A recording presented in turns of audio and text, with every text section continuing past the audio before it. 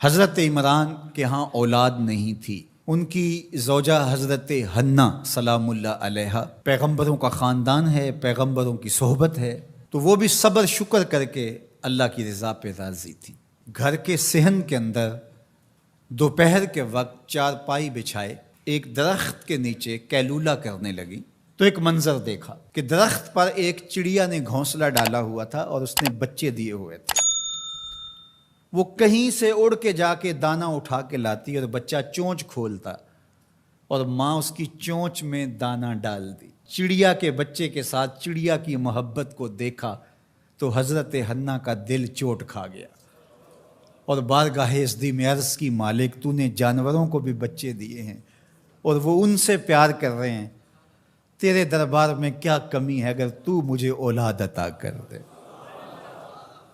دل چوٹ کھا گیا، دل کی اتھاہ گہرائیوں سے دعا نکلی، عرش تک جا پہنچی۔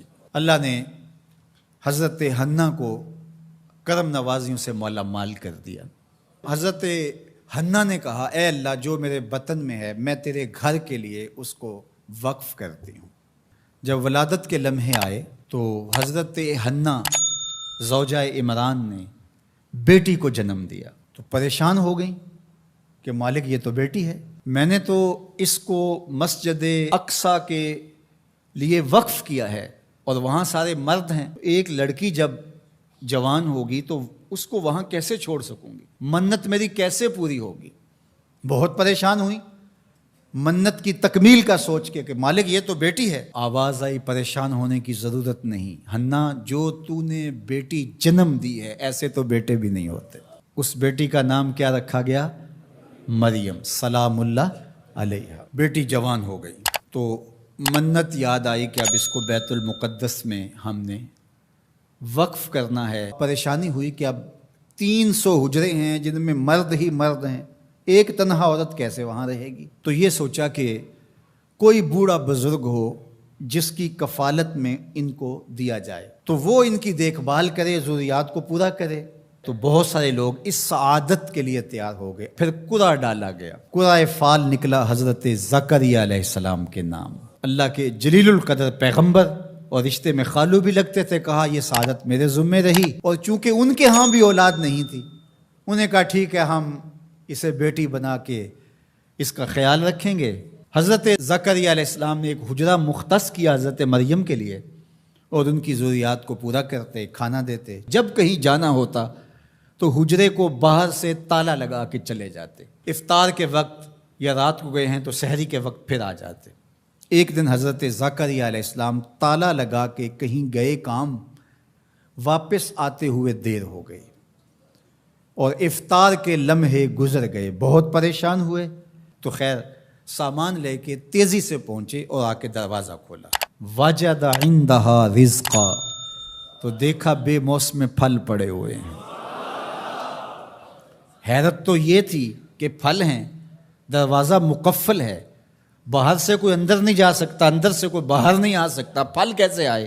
پہلی حیرت تو یہ، پھر پھل بھی بے موسم۔ قال یا مریم ان لک ھذا، اے مریم یہ کہاں سے آئے؟ قالت ھو من عند اللہ، کہا یہ میرے اللہ کی طرف سے آئے، یہ مجھے میرے رب نے دیے ہیں۔ ان اللہ یرزق من یشاء بغیر حساب، وہ جس کو چاہتا ہے بغیر حساب کے عطا کرتا ہے، اس کے لیے کوئی مشکل نہیں ہے۔ جو ماں کے پیٹ میں بچے کو رزق دیتا ہے، انڈے میں چوزے کو رزق دیتا ہے، وہ حجرہ مریم میں مریم کو رزق نہیں دے سکتا؟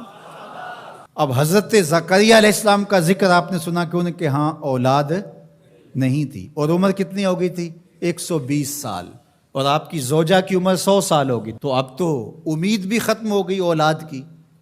لیکن جب بے موسم پھل دیکھے نا تو اندر چھپی ہوئی امید کی موہوم سی جو چنگاری تھی وہ بھڑک اٹھی، اور حضرت زکریا نے ہاتھ پھیلا لیے، ہنالک دعا زکریا رب، مالک جب تو مریم کو بے موسم پھل دے سکتا ہے، میرے شجر عمر پر اولاد کے آنے کا موسم بیت گیا ہے، لیکن مالک کیا تو مجھے بے موسمی اولاد نہیں دے سکتا؟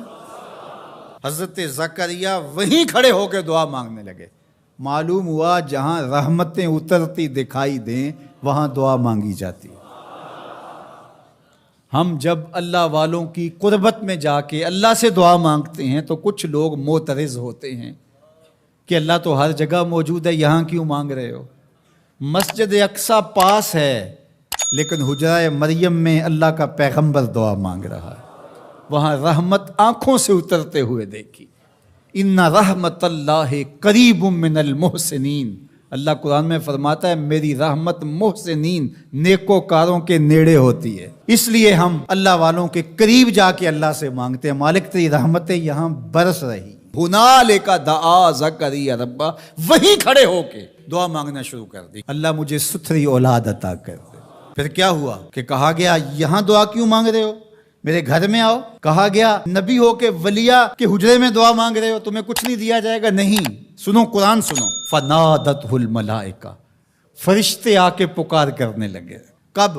وَهُوَ قَائِمٌ يُصَلِّي فِي الْمِحْرَابِ، وہ حجرے میں کھڑے ابھی دعائیں مانگ ہی رہے تھے، فرشتوں نے آ کے ندا دی کیا؟ ان اللہ یبشرک بیحییٰ، اے زکریا تمہیں مبارک ہو، ہم تمہیں یحییٰ عطا فرمائیں گے۔ اولاد مانگی ہے تو یحییٰ ملے گا، لیکن اکیلی اولاد نہیں مانگی، ذریۃً طیبہ، ستھری اولاد مانگی ہے، پاک اولاد مانگی ہے۔ تو مصدقاً بکلمۃ من اللہ وسیداً وحصوراً ونبیاً من الصالحین، جو بیٹا دینے والے ہیں وہ کلمت اللہ کی تصدیق کرنے والا ہوگا، سردار ہوگا، عورتوں سے الگ رہنے والا ہوگا اور پیغمبر ہوگا۔